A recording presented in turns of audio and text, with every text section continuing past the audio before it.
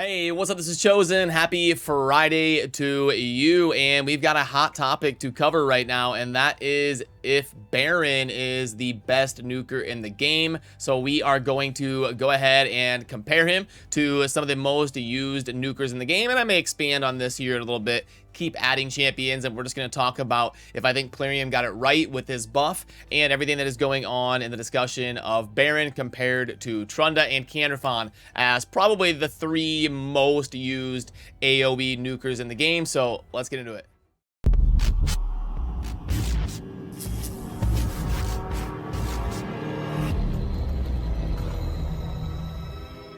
Alrighty, so really quickly, if you're not familiar with Baron, maybe you're a new player or something, but he used to have this Sky Piercer ability. It was recently changed. It used to be a secret ability that he would have different skills that would unlock it, and then it would be a pretty powerful AoE attack. Well, now they completely restructured it, and it is just available, and it is pretty insane because it ignores shield, block damage, and 50% of the target's defense, which is like 2 Savage sets on an AoE nuking ability with a 4-turn cooldown. So obviously a massive buff, but it's probably justified because Baron is a squishy damage dealer and he's a Void Legendary. Void Legendaries should be technically the best champions in the game because there's very few of them, and it's very hard to get Void Legendaries because there is no Sacred Shard version of the Void champion. So they gotta be very good, and if he's squishy, he should definitely be a very solid damage dealer. So let's see how it compares to some of the other most used nuking champions.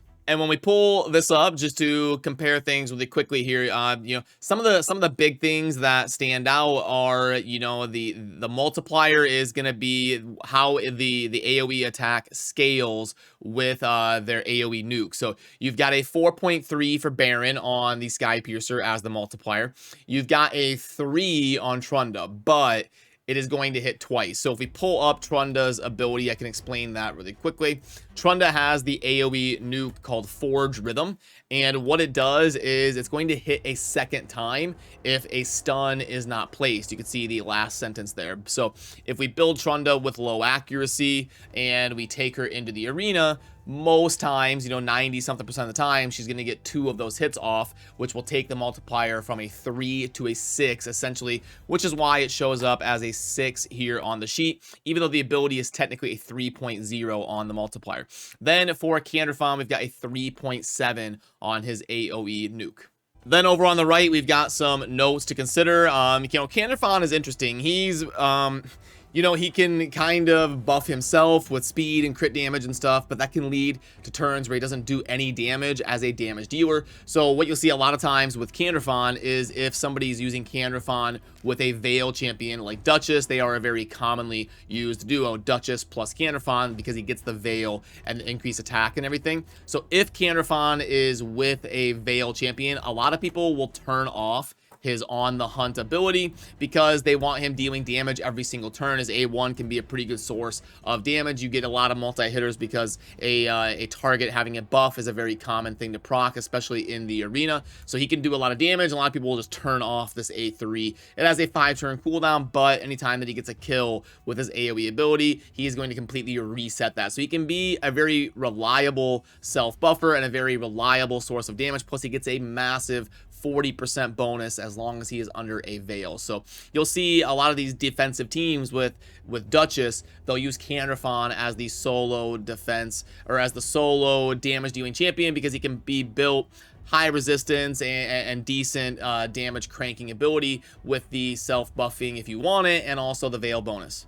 Then some cool things about Trunda is that you get the 80 base resistance, so you can build her to be insanely resistant if you would like. Usually for these damage dealers, people are just glassing them out to hit as hard as humanly possible, and she does have the 2 different AoEs. The one is a little bit weak because you're going to hit one enemy, then you're going to attack all of the others, doing 60% of the original damage. So it's still another nuke AoE, but it's not going to be anywhere near the double hit of the Forge Rhythm. But it is also a 5-turn cooldown, and there's no no ability in here to lower that cooldown or reset it or anything like Candrafon, where you can reset on the hunt with kills or anything. So they all function very differently, and they have different roles in the game, which is pretty cool. Another thing to take note of is the affinities. So you've got Candrafon as the Force affinity, Trunda as the Magic affinity, and a cool thing about Baron is that he is never going to weak hit because he is Void affinity. So in terms of just being your best general nuker,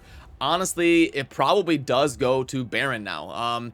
The 4-turn cooldown, ignoring shield, which is insanely common in the arena, ignoring block damage, as well as getting that massive 50% defense ignore, and having a really good multiplier. He's gonna outscale the Trunda for sure if the Trunda only gets the 1 hit off, because Trunda would have a 3 on her multiplier. Then if Trunda gets the multiple hits and doesn't hit weak, and she's in like a really good Savage set and all that, Trunda can still compete with a Baron. But over the course of a massive sample size and tons of arena fights, the consistency of Baron with the no weak hits, ignoring shield, ignoring block damage, and ignoring all of that defense, over time he's probably going to outscale Trunda. And you also don't have to worry about having to like you can't have any accuracy rolls or anything, because then you're getting a less percentage of the time that you get your double hits off or anything. So there's a little bit more wiggle room with Baron. Now, something that kind of jumped out to me when I was preparing for this video is it's kind of interesting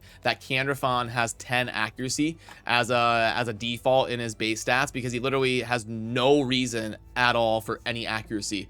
Like the A1 does nothing, the A2 does nothing, and the A3 is just a self buff, and then the passive doesn't do anything. So it's really interesting that I know it's a little bit small, but you can see the base stats there. Candrafon gets 10 accuracy, and then Trunda also gets 10 accuracy, which is almost a little bit unfortunate, because a lot of times when you're building Trunda in a nuke context, you want her accuracy to be as low as possible. You do see some faction wars type builds with Trunda where you do actually want the stun, because 70% chance to stun can be really good somewhere like faction wars if you're looking for 3-star progression or something like that. But most of the time you're going to be wanting to her to hit as hard as possible and take advantage of that 6.0 multiplier by getting the double hits and not stunning anything. Trunda also is going to be a lot tankier than Baron. Her HP is going to scale a lot better, because a difference between 22,000 base HP and 15k doesn't sound like much, but all of those HP percent rolls are going to scale better with Trunda. Now, it's not going to be the biggest deal in a nuke champion, because you're going to be scaling their attack as high as possible,